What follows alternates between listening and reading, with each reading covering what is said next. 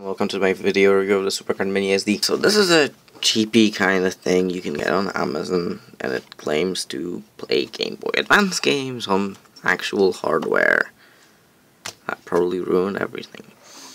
So yeah, it's got some pretty funny text on there actually.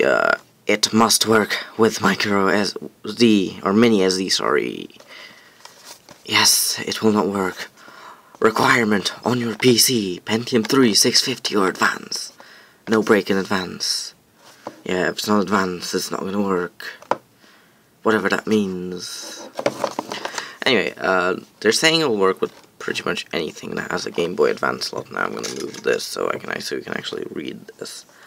And one of the main selling points of this thingy is that it supports real-time save. More on that later when I actually powered it on. Yeah, so you all want to see it, don't you? Ta-da! Yeah, so this is it. It is actually the same size, more or less, than a legit Game Boy Advance card. It's roughly, it's exactly the same size here. It's a little tiny bit longer, nothing that will matter, excuse me. But it has a mini SD slot. This is the only thing that comes in the box, so you don't actually get a card. And an HC card will not work. You need an old 2GB max, but they only cost a couple dollars on probably on eBay or something. So yeah, not a big problem. Put that in. And one more thing, you have to convert your files on the computer for this to work properly. In the program, it's okay, but it only works on Windows, so that's a bit meh. So yeah, let's power this puppy up.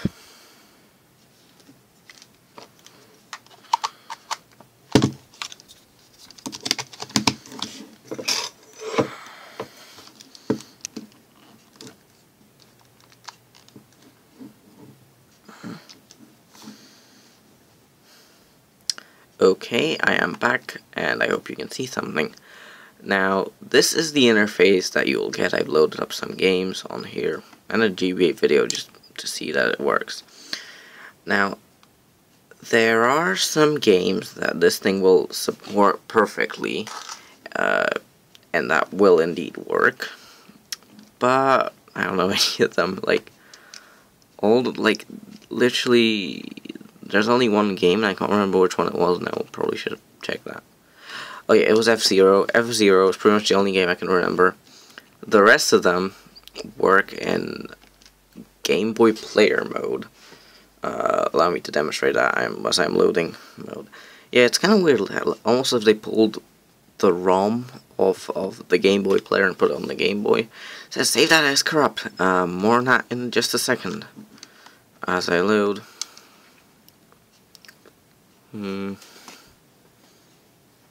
Yeah. So, it is playable, I gotta say, it is playable.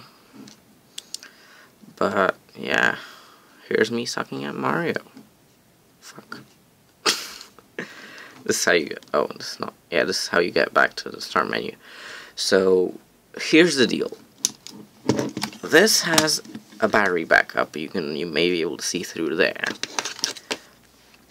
That saves your game for a while, until you actually save them to your memory card. And the way you do that is you go into the menu, and you go to the saver, and click on the two files generated by your by the program on the computer. And you click on both of these, and then it's actually saved. One of them is the real-time save file. The other one is a normal save. But again, that only works with a couple of games, so what you gonna do? Yeah. So you press the left button, the right button, select and B, and you get put into the real-time save menu. From there, you can select to load or save, and you will like to save unless you would like to load. There's nothing on the screen, by the way, so that's not you seeing things. So you save the game that you want to save. And then every time you boot up the game, you have to go back to the menu and go to load and load it, which is a bit annoying, but what you gonna do.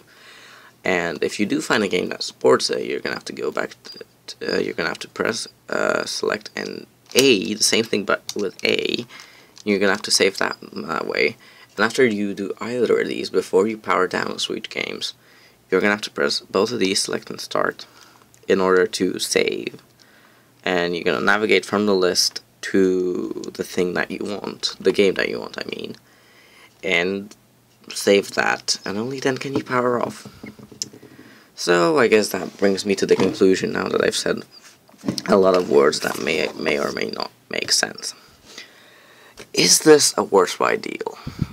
Now, I stay here in Europe, where this is pretty much the only thing I could find, apart from getting it shipped in from a different country.